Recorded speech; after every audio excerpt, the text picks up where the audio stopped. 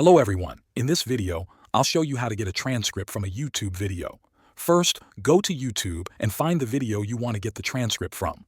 Click on the address bar at the top of your browser, right-click the URL, and select Copy.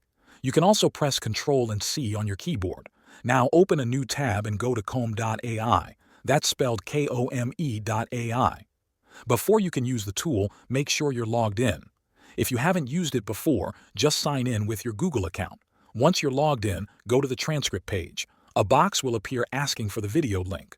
Right-click in the box and paste the link, or press Ctrl and V, then confirm. The tool will start processing the video. This usually takes a few seconds. Once it's ready, the transcript will appear on your screen. You can scroll through the text to read everything that was said in the video. You can also copy the full transcript by highlighting the text, right-clicking, and choosing Copy. Then paste it wherever you like. That's all you need to do to get a YouTube video transcript. Thanks for watching.